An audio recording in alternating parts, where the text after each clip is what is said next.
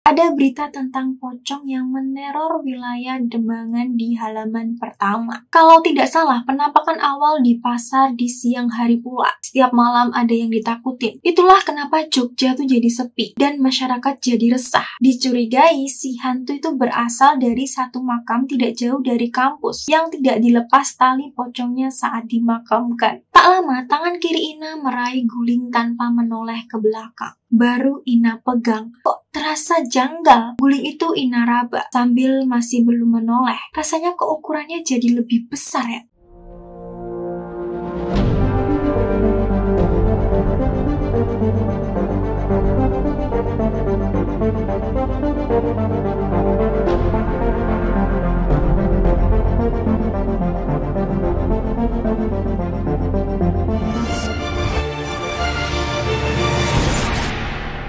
Halo guys, bertemu lagi sama aku Tridiansi di sini. Di segmen kali ini lagi-lagi kita akan membahas nih kisah nyata pengalaman hidup dari seseorang. Oke, kali ini aku mengambil suatu kisah yang berada di aplikasi Thread dengan temanya tuh kayak horor gitu. Kalau nih kalian tuh pengen membaca kisah ini secara langsung, kalian bisa nih klik link yang ada di deskripsi video ini. Oke, tanpa berlama-lama kita langsung aja masuk ke isi Thread-nya.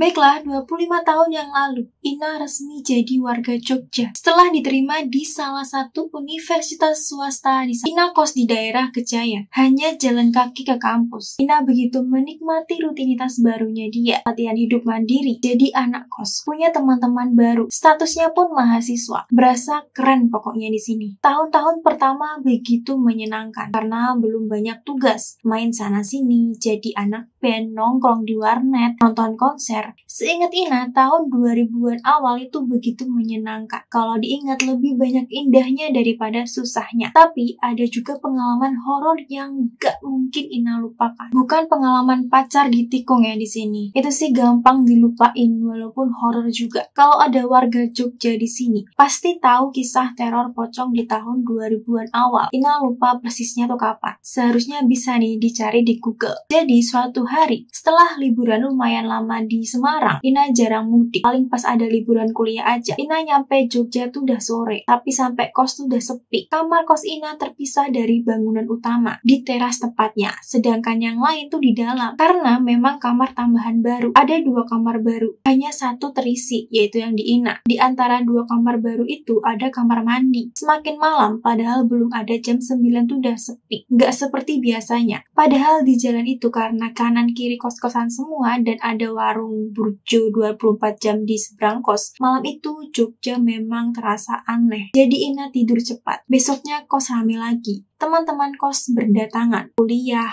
normal seperti biasanya. Ada sekitar 6 anak kos di bangunan utama yang berasal dari Munthilan dan Magelang. Mereka semua satu universitas. Hanya Ina yang dari universitas yang berbeda, tapi masih satu area, hadap-hadapan gitu gedungnya. Pulang kuliah sore hari, Ina berpapasan dengan teman-teman kosnya, tapi mereka rame-rame mau balik ke rumah yang memang cuma 1 jam perjalanan. Mereka sempat ajak Ina, tapi Ina nggak mau karena jadwal kuliah yang berbeda. Lagi pula capek. Memang kadang sesekali nih pas weekend, Ina diajak nginep ke rumah salah satu dari mereka. Tapi yang nggak dadakan kayak gitu juga. Mereka bilang udah beberapa hari ini mereka pulang ke rumah tiap sore dan balik ke kos pagi-paginya untuk kuliah. Mungkin mereka nggak mau nakut-nakutin Ina nih di sini, jadi nggak banyak bicara. Cuma bilang hati-hati aja. Gitu doang. Malam itu Ina sendirian lagi. Jalanan seperti biasanya, sepi. Belum ada jam 9 udah lenggang. Aneh memang, tapi nggak terlalu Ina pikirkan. Seperti biasanya dia tuh di kamar, nyetel musik, baca buku. Saat mulai mengantuk, pasti Ina tuh akan ke kamar mandi dulu sebelum tidur. Kamar mandinya cuma di sebelahnya kamarnya Ina kan di sini. Di bawah tangga menuju lantai atas yang masih kosong kala itu. Belum dibangun kamar-kamar. Karena kamar Ina tuh di luar. Jadi kalau memang mau ke kamar mandi ya memang harus melewati teras. Habis dari kamar mandi, balik lagi nih ke kamar, mematikan lampu, lalu pergi tidur seperti biasanya. Sekitar jam 1-an, Ina terbangun. Ada suara yang gak lazim. Samar-samar terdengar perempuan tertawa yang bikin merinding. Sumbernya dari kamar mandi. Bunyinya seperti di film-film horor gitu lah ya kan, kayak hehehe gitu lah, gak tahu gimana. Dalam hatinya Ina, dia tuh bertanya-tanya, siapa ini yang ketawa sendirian jam 1 malam? Ketawanya nggak cuma sekali ya, ini tuh beberapa kali dan cukup lama. Makin lama makin jelas dan keras. Insting Ina mengatakan ini bukan manusia. Badan Ina kaku sampai subuh,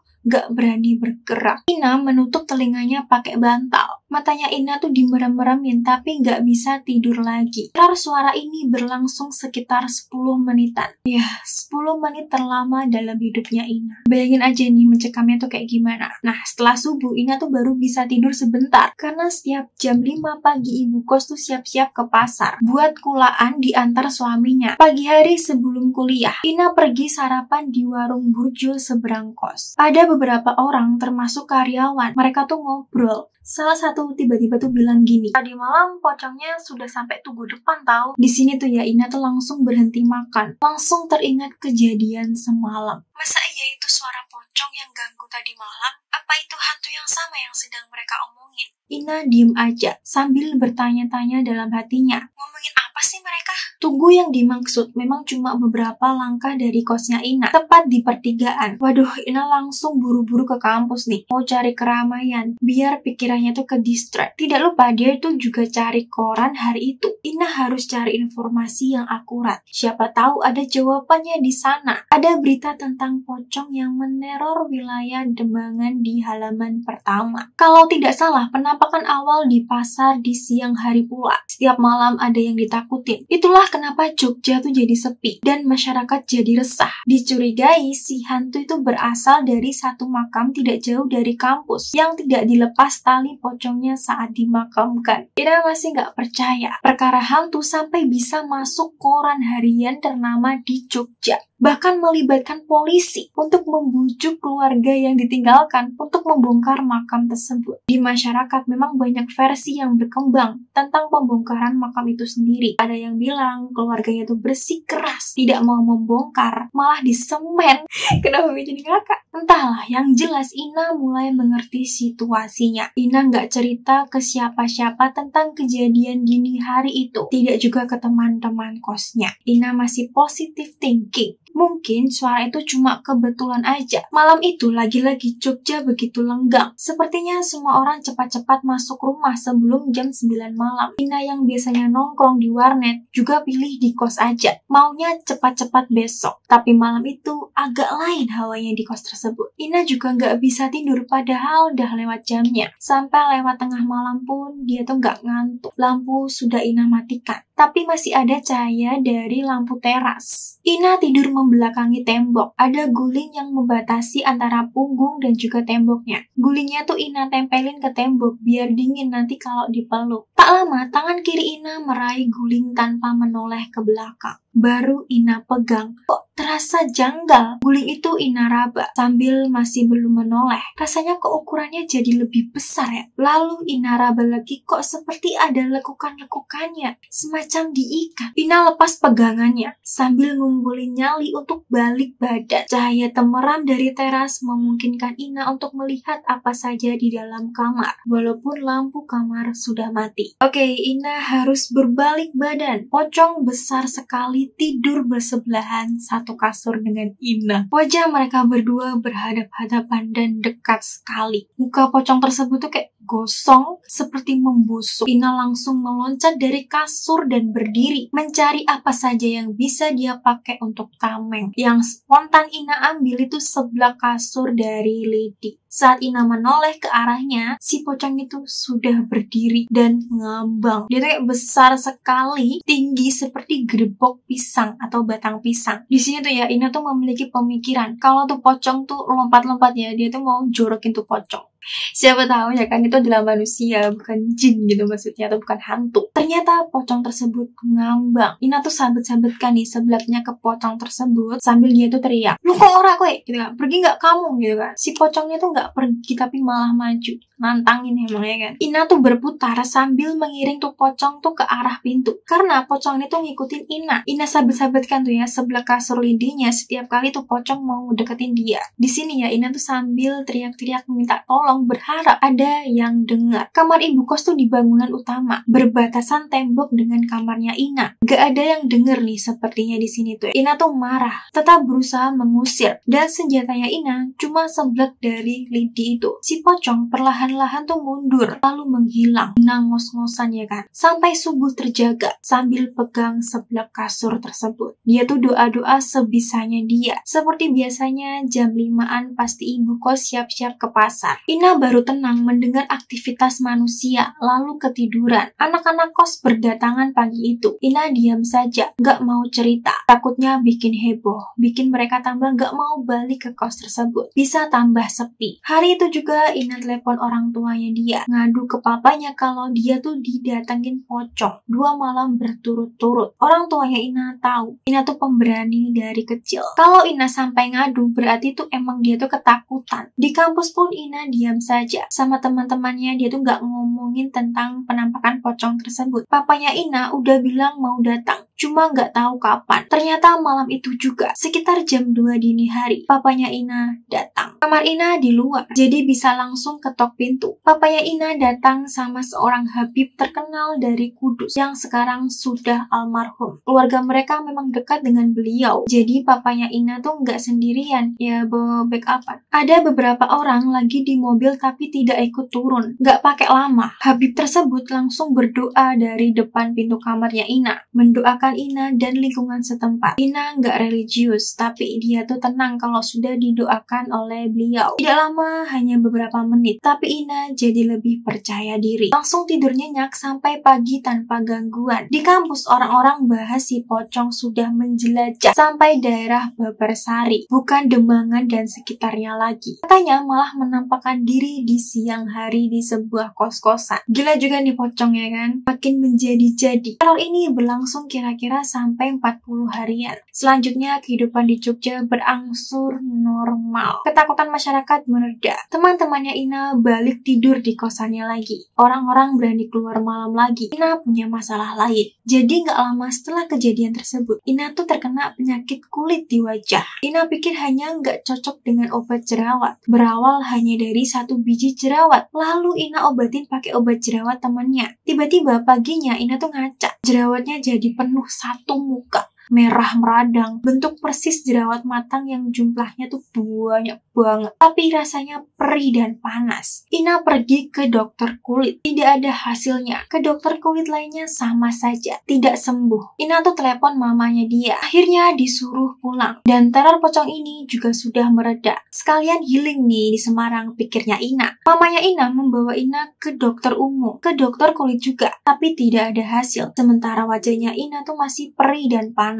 Seorang kerabat yang sudah sepuh sempat bilang Ina tuh kesambet. Mamanya Ina tuh percaya. Ina tuh kekeh ini tuh akibat gak cocok sama obat jerawat aja. Tapi mamanya Ina akhirnya berinisiatif membawa Ina ke 1 dokter kulit di Ungaran yang katanya punya indera keenam. Dokter itu kasih obat atau krim racikannya sendiri. Ternyata manjur, membaik dalam waktu singkat, dan wajahnya Ina bersih lagi. Ina pun balik ke Jogja karena Jogja sudah normal. Baru Ina berani cerita pengalaman Ina ke teman-teman dekatnya dia. Lalu Ina teringat cerita saudaranya di desa yang suka dengan hal-hal klinik. Ina masih kecil, ikut nguping waktu dia cerita kalau dari sekian banyak sosok hantu, dia cuma takut sama 1 aja, yaitu sosok pocong. Bagi dia, begitu mengerikan dan menjijikkan wajahnya. Bentuknya juga bikin trauma. Waktu kecil, Ina memang penasaran sama hantu, tapi nggak pernah lihat langsung. Nggak nyangka setelah dewasa, baru dikasih lihat. Ina setuju, pocong memang ampun-ampunan wujudnya. Sampai situ aja nih isi treatnya. Pesan hidup apa sih yang bisa kita ambil dari ceritanya Ina ini?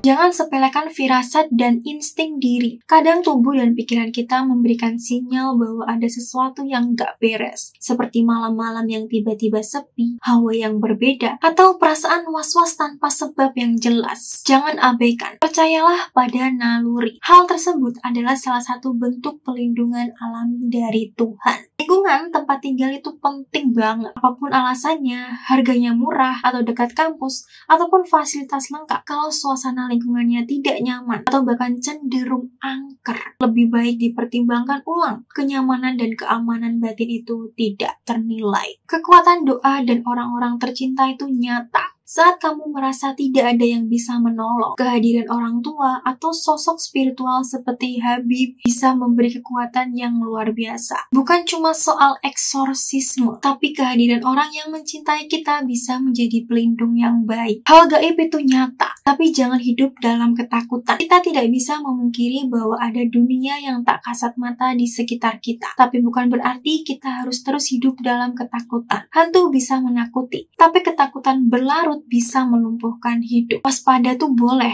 tapi kalau takut terus-menerus, jangan. Penyakit fisik bisa dipicu oleh luka batin ataupun trauma. Terkadang suatu yang menyerang secara emosional atau spiritual bisa berdampak pada tubuh fisik. Kasusnya wajahnya Ina yang tiba-tiba berjerawat parah, yang tidak mempan diobati medis biasa adalah contoh nyatanya. Penyembuhan holistik kadang diperlukan. Berbagi cerita tuh bisa menyembuhkan. Ina mungkin menyimpan kisah ini lama karena takut dianggap aneh. Tapi sekarang setelah dibagikan, pasti terasa lebih ringan. Cerita seperti ini juga bisa menjadi pelajaran dan pengingat untuk orang lain bahwa dunia ini tuh luas dan tidak semua bisa dijelaskan secara logika. Ada hal-hal di dunia ini yang tidak akan pernah bisa dijelaskan sepenuhnya. Kita hidup berdampingan dengan hal-hal yang kasat mata dan tidak kasat mata. Yang penting adalah bagaimana kita menjaga diri dan tetap teguh pada pegangan spiritual dan keimanan masing-masing. Oke, sampai sini saja nih perjumpaan kita kali ini. Bagaimana pendapat kalian dengan cerita yang aku bawakan kali ini? Komen di kolom komentar ya guys. Oke, sebelumnya terima kasih banget buat kalian yang sudah nonton video aku sampai akhir. Dan terima kasih